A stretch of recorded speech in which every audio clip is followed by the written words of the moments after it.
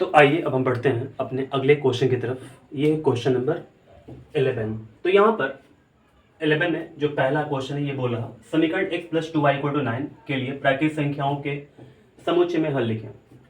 तो यहाँ पर जो समीकरण दिया हुआ है, तो इस समीकरण के लिए प्राकृतिक संख्याओं के समुच्चय में हल लिखना है। मैं एक एक समझाऊंगा, ठीक है। तो सबसे पहले ये सोचिए आप कि प्राकृतिक संख्या किसे कहते हैं।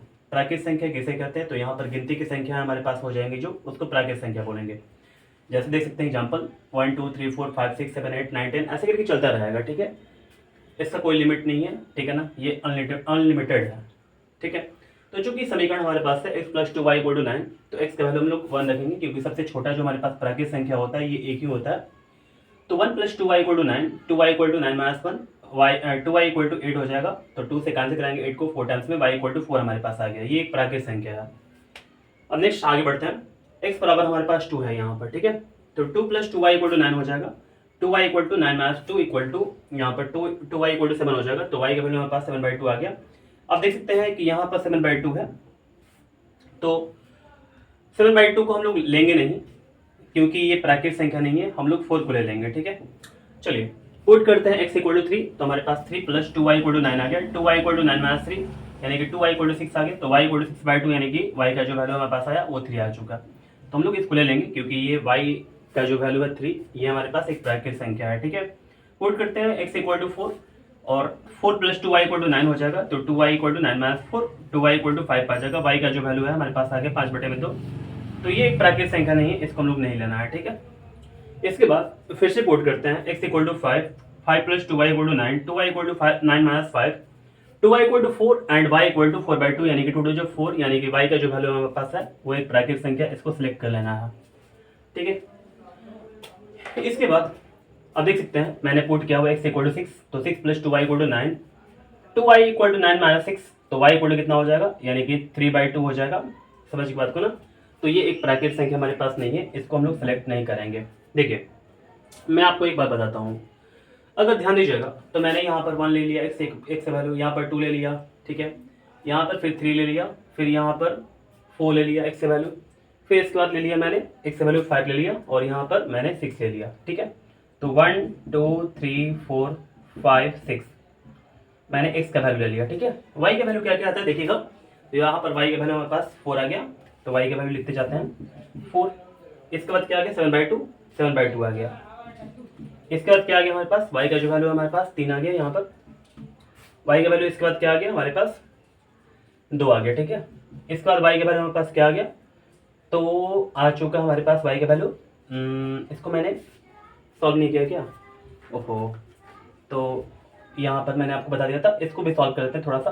तो या 2y इक्वल टू कितना हो जाएगा 9 माइनस 7 या y इक्वल टू तो 2/2 यानी कि 1 आ जाएगा, ठीक है। तो यहाँ पर ये 1 टाइम्स में कैंसिल हो चुका है, या y इक्वल टू हमारे पास 1 आ जाएगा। तो मैं यहाँ पर 1 कर देता हूँ। इसमें 1 6 तक है, तो 1 2 3 4 5, इसमें 5 ही तक आया हुआ, कोई छोड़ रहा हूँ क्या मैं।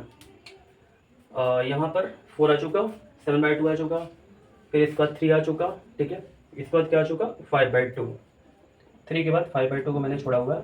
इसके बाद क्या ले लेंगे 5/2 के बाद ले लेंगे हम लोग यहाँ पर y का वैल्यू 2 ले लेंगे। इसके बाद क्या ले लेंगे 2 के बाद हो जाएगा हमारे पास 3/2, ठीक है। और क्या आ जाएगा हमारे पास 1 आ जाएगा। अच्छा ये बताइए पहले, अब देखेंगे तो हमको तो ये सेलेक्ट नहीं करना, ये भी सेलेक्ट नहीं करना और ये भी सेलेक्ट नहीं करना। तो सेलेक्ट क्या करना है 4 को, 3 को, 2 को और 1 को, ठीक है, क्योंकि ये प्राकृतिक संख्या है।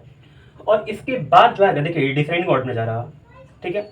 अगर हम इसके x के वैल्यू को हम लोग इंक्रीज कर रहे हैं तो ये डिक्रीज कर रहा है। इसके बाद ये पता नहीं अब माइनस में आ जाएगा, ठीक है। पता है आपको कि ये वाला क्या हो जाएगा, जो y के वैल्यू हमारे पास है वो माइनस में आ जाएगा, जबकि वो प्राकृतिक संख्या नहीं रहेगा। तो हम लोग इतना तक छोड़ते हैं। मैं बताता हूँ आपको, हम लोग पता है लास्ट में क्या बोलेंगे, जो हमारे पास जो समुच्चय आएगा ना वो क्या आएगा। देखिए 1 के साथ 4 को हम लोग कंबाइन कर देंगे, फिर इसके बाद इसको हटा लेंगे, ये हमारे पास नहीं होगा। 3 को 3 के साथ कंबाइन कर लेंगे, ठीक है। 4 को 5 के साथ ये कंबाइन नहीं कर सकते हम लोग, ये काट देंगे। 5 को हम लोग 2 के साथ कंबाइन कर लेंगे, अब देख सकते हैं यहाँ पर 6 को हम लोग नहीं ले सकते हैं, ठीक है, ये वाला नहीं होगा। तो 7 को हमको लेना पड़ेगा, यानी क्या क्या लेंगे क्या क्या हटाएंगे। तो मैं आपको यहाँ पर थोड़ा सा पहले इसको लिख लेते हैं यहाँ पर क्योंकि मुझे याद रहा। तो 1 4 है, इसके बाद क्या है हमारे पास 3 3 है, इसके बाद क्या है हमारे पास 5 है क्या, हाँ 5 2 हमारे पास है। इसके बाद क्या है 7 1 है ना, तो 7 1 हो गया हमारे पास। चलिए तो इसको सजा कर लिख देंगे हम अब।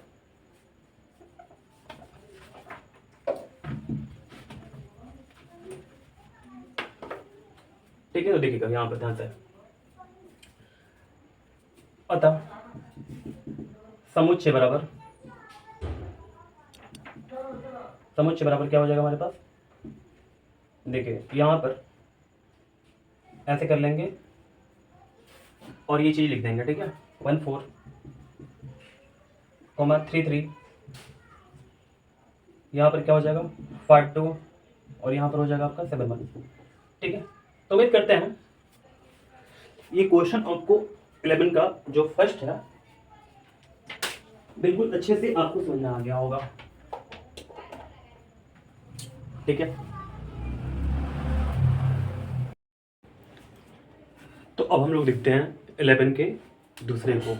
यहाँ पर क्वेश्चन बोला समीकरण 3x + 5 = 11 के लिए प्राकृतिक संख्याओं के समुच्चय में हल लिखें। मैं आपको सजेस्ट करूंगा ना कि आप पहले इस क्वेश्चन को बनाएं, जो पहले वाला क्वेश्चन मैंने अभी बताया ना उसी के जैसा बिल्कुल है ये। ठीक है, तो मैं बस ये बोलूँगा कि आप पहले इस वीडियो को पॉज करें और जाकर के कॉपी बनाएं, इसके बाद देखना ये स्टार्ट करें क्वेश्चन को। ठीक है, तो चलिए हल करना स्टार्ट करते हैं। प्राकृतिक संख्या हमारे पास 1 2 3 4 5 6 7 8 ऐसे करके चलता रहेगा। ठीक है, तो समीकरण हमारे पास दिया हुआ है 3x + y = 11, तो पुट करेंगे x = 1, तो 3 × 1 + y = 11 हो जाएगा।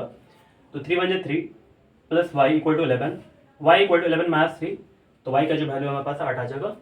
तो ये एक प्राकृतिक संख्या है। ठीक है, अगर हम 1 रख रहे हैं, पुट कर रहे हैं x के वैल्यू को, तो y = 8 आ रहा। पुट कर रहे हैं x = 2 को, तो हम लोग क्या करेंगे, इसको सॉल्व करेंगे। तो देखिए 3 × 2 + y = 11, क्योंकि x का वैल्यू हमारे पास क्या रखना है, पुट करना 2 को।